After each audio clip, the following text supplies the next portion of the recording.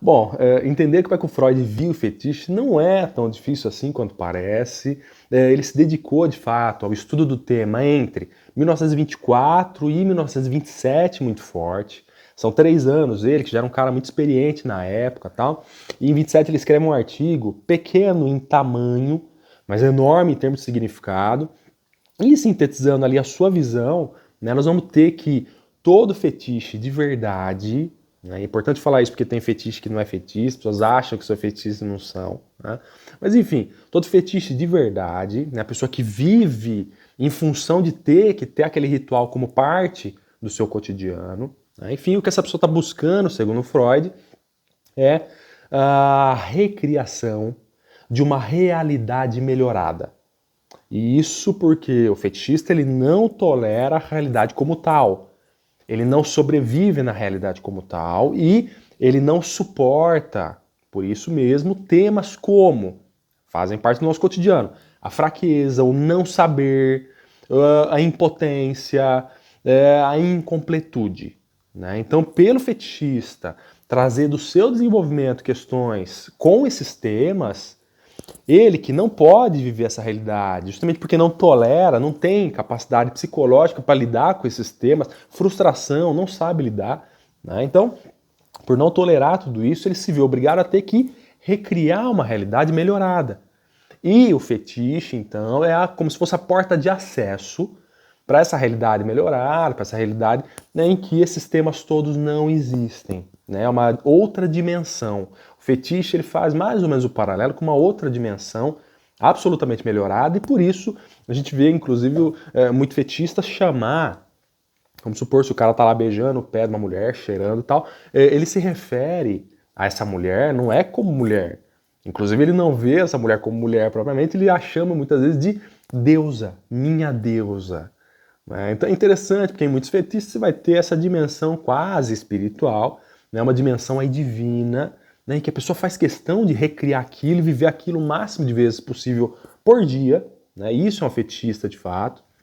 Né, para ter que estar em contato com essa realidade, que aí sim, né, é um mundo muito melhor, povoado pela inexistência de problema, enfim, por uma completude incrível, enfim, a pessoa resgata isso.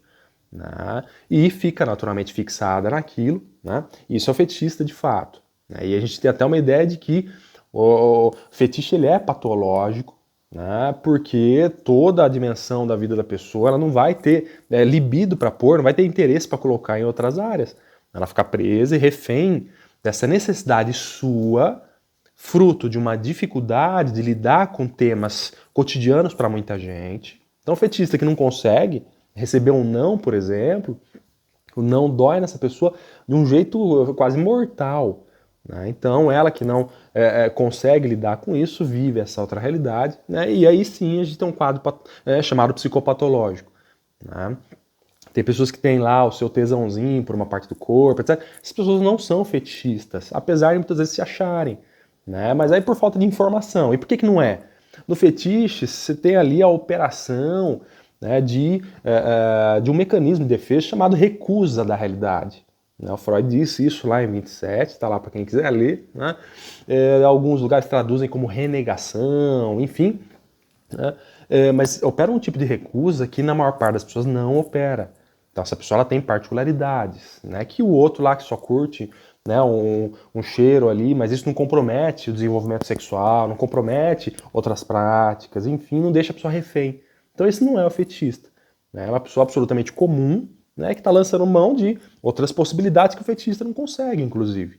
Né? Então aqui a gente tem a diferença entre o fetichista patológico, de fato, e a pessoa que tem ali seu tesãozinho. Freud escreve, inclusive, numa das conferências lá, introdutória sobre psicanálise, né, que isso faz até parte, é super interessante, você ter ali uma coisa que apimenta a relação, então, enfim, até ajuda você a se desenvolver, até ajuda você a ter uma relação legal com seu parceiro, com a sua parceira, né? Então isso não é fetiche, isso não está no campo do fetiche, não é patológico.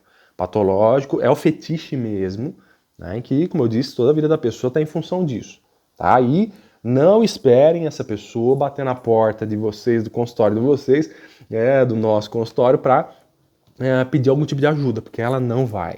Fetista não procura tratamento porque, primeiro, ele não precisa. Já que ele vive uma realidade melhorada, tá? Ele não precisa de ninguém. Vai se portar de maneira ali muito individual, muito em função do seu próprio prazer, a libido é muito presa na própria pessoa, então dificilmente ela se interessaria por procurar um tratamento. Segundo, também não é interessante porque desconstrói esse mundo idealizado que ela está buscando recriar por meio de fetiche. Tá? Então, sendo aí objetivo, diante de um tema absolutamente complexo, tá? Ver se acaba ajudando aí.